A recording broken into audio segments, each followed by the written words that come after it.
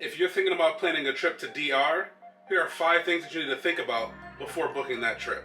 Stay tuned.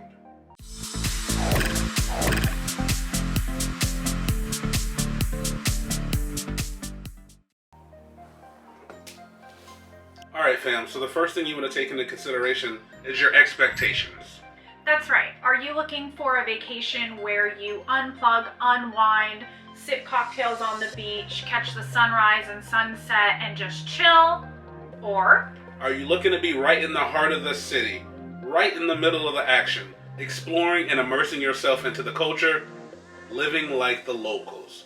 So you have to determine what's more important for you. Your expectation is going to bring us to our next consideration, which is obviously the location that you want to be at in DR. Yeah, so if you're looking for that getaway, unplug, tap out of reality type of vacation where you just relax on the beach and sip those drinks and watch the sunset, as Tony was mentioning, understand that you're limiting the places that you can stay, so it's going to limit the type of activities that you can do.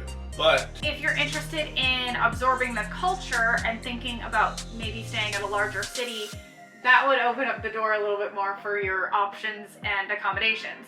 Hotels, Airbnbs are suddenly in the mix if you'd rather stay in the cities. The next thing to take into consideration are the activities that you're going to be doing while you're on this vacation. If you want to hit the beach and do all the water sports, if you're not used to seeing that crystal blue, clear water that Dominican Republic offers, then that's the stuff that you should do. You have to experience that at least once.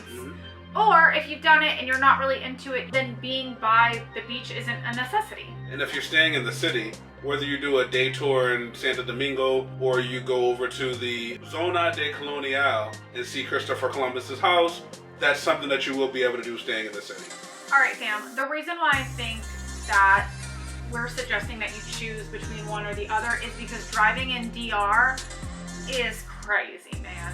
When we were staying in Santo Domingo, everywhere we went, we had to take an Uber. Yes. So you're gonna deal with either mass transportation, if you understand it. If you don't, Uber will be your best friend. The one thing that we can say about Uber is that it was very inexpensive. We took maybe 2 to 3 Ubers a day. We spent maybe $40 total. Yeah, so consider about $2 to $3 per Uber, depending on how far you go. But they're very reliable, very safe. The one thing that we definitely do not recommend is renting your own car. Look at my man on the moped go. He's just maneuvering his way around. That gives you an idea of the type of traffic that you would have to deal with if you were driving. As to where at a resort, you normally will have some type of transportation that's kind of built into the excursion that you book with your resort. If you get lucky to stay at a resort like Casa de Campo, well, you'll get your own golf cart. I forgot about that for a second. Yeah, that was great. And the shuttle service at Casa de Campo was also great. We got shuttle to and from the airport.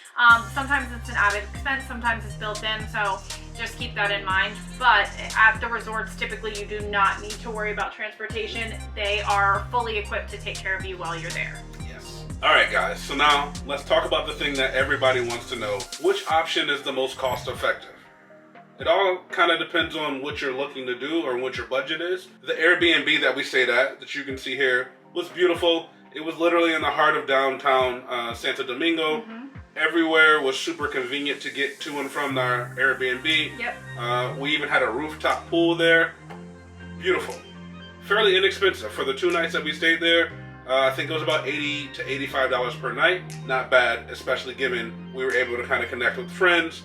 Had a friend come over and cook for us, so it worked out well. I was thinking that one of the reasons that I love staying at Airbnbs, especially in the heart of the city, is because you get the actual city experience. We travel for those experiences. We want perspective of the world, and that's how you get it staying in the heart of the city. Sometimes when you're in a hotel, you're in like a prefabricated neighborhood instead of being in an actual neighborhood.